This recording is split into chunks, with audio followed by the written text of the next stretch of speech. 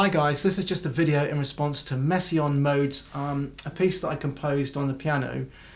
I'm going to try and explain not so much Messiaen's modes, but how I go about creating 20th century classical music on the piano. Okay, the first thing I'll quickly look at is the whole tone scale, which is a bit of a cliche. But it's quite interesting in terms of Messiaen because you want to use it by using perhaps one whole tone scale on top of the other, as opposed to, otherwise you have this.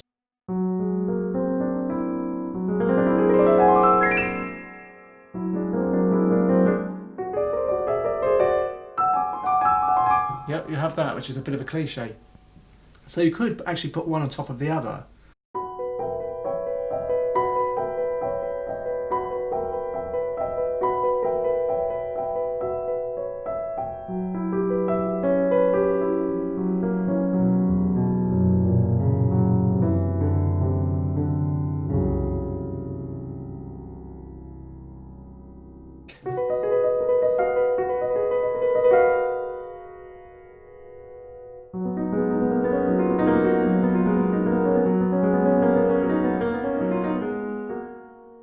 Another really good idea is to play one chord on top of the other using semitones. So for instance, F sharp over F, and then change it to F over F sharp.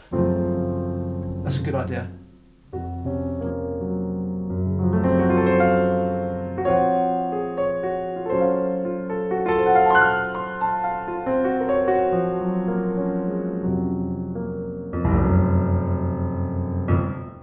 Another idea is to add ornamentation as well when you're doing that.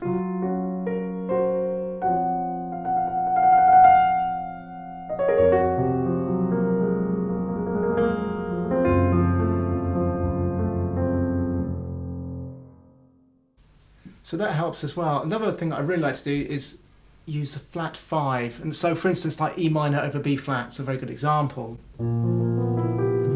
This kind of sound.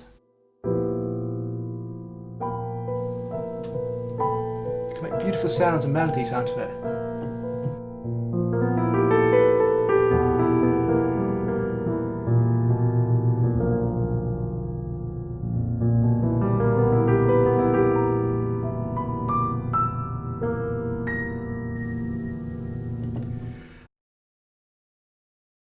If I think about Elton John,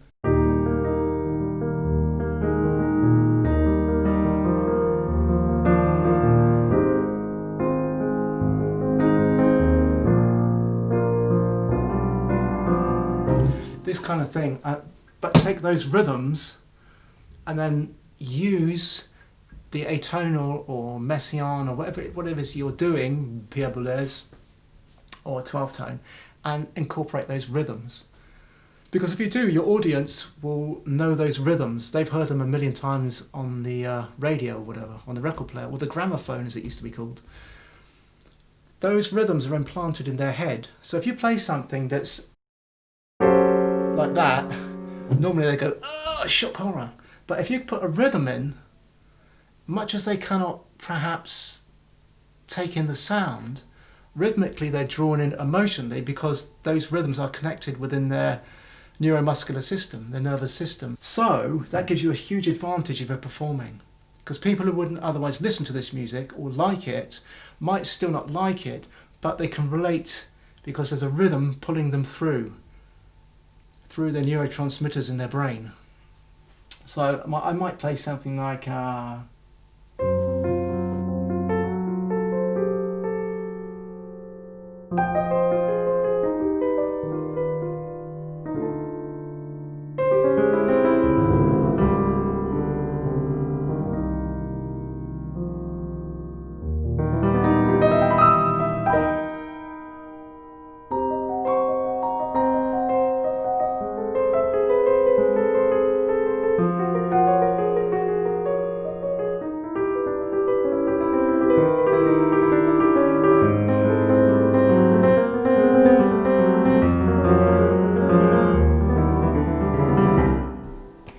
so I'm just copying out John rhythms like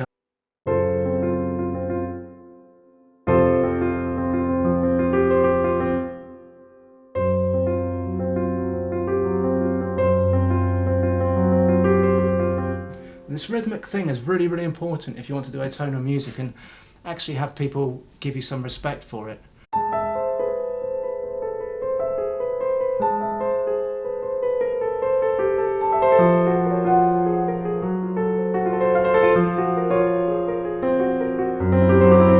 Another good idea is to add bass lines. So for like Chopin, you could have,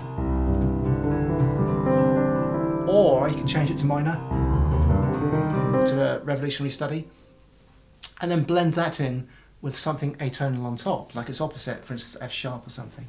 So you could have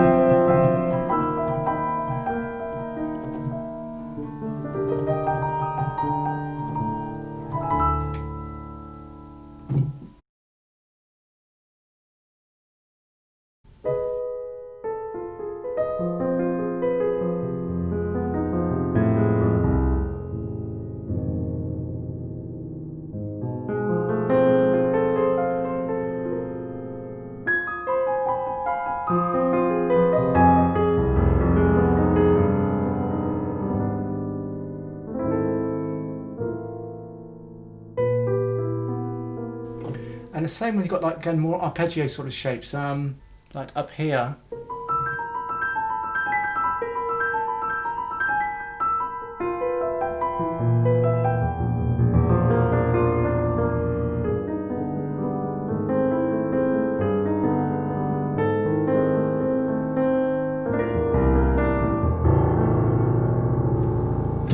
You need that bass to kind of, so you get the resonances going up there and down there, and then kind of coming out, creating a sort of an orchestration. When you have these scales, you need to make music out of them and use them to your advantage. So you have like,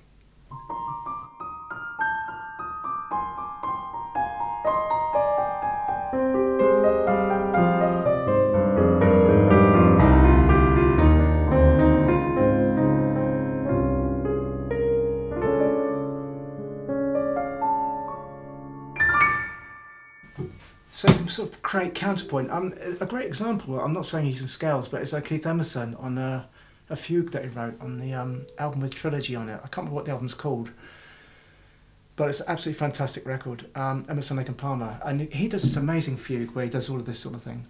And it's a very good idea because otherwise you end up having scales, especially on the piano. People will always go, you know, it's always the same thing, but you can use the scales to advantage.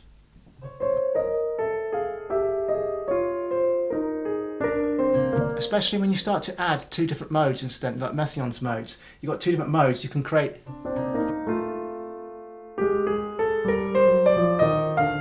this sort of counterpoint, you know?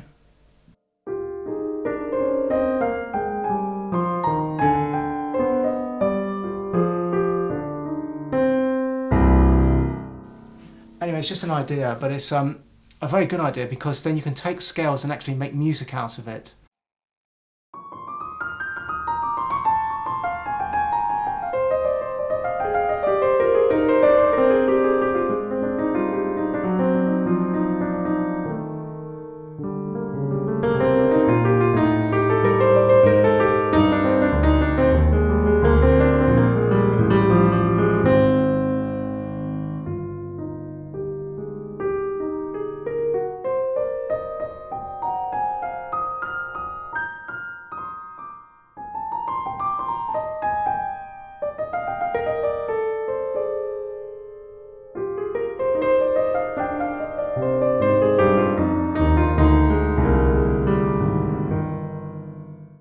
One last thing I want to talk about, which is really, really important, is dynamic. When you're doing this atonal music, it's essential that you play really quietly and then either have a great crescendo or otherwise just explode with sound, with loud, and then come straight back to being very quiet again. So when your audience is like that and they're sort of falling asleep because they can't take it anymore, it's like boom, and comes the bass, and it's like, ooh, oh, and they've got to wake up and listen again. Really important.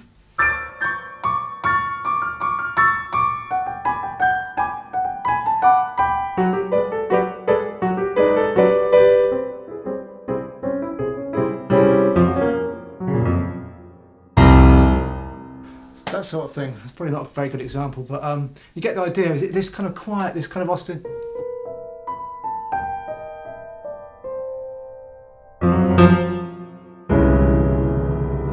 Then back to your rhythms.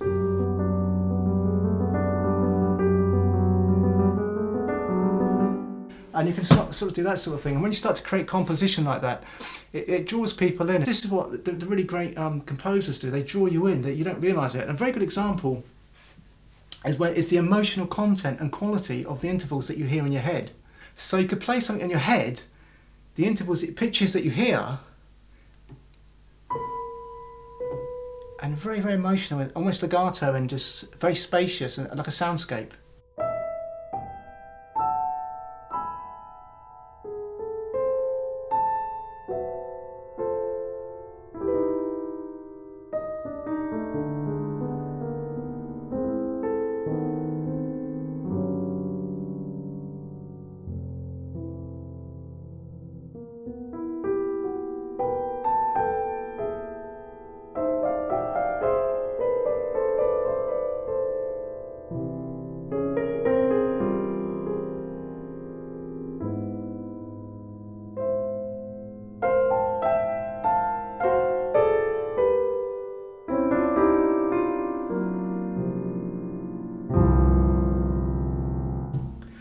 So yeah, those sort of things you can use, and those intervals are the pitches that you hear, and this is really useful as well when you're playing in this atonal music, because you get drawn into the emotions of those pitches, just by, you could say they're random pitches, but you do get drawn into them.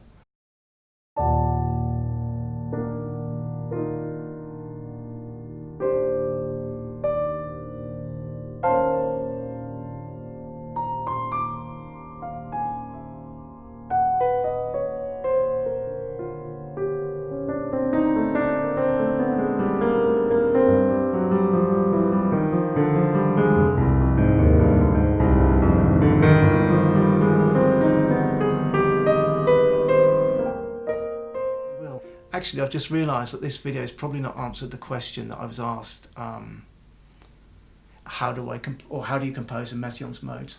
But this is probably more important, because it's how you go about it. It's how you relate to the pitches, how you relate to what you have, and you make something out of it.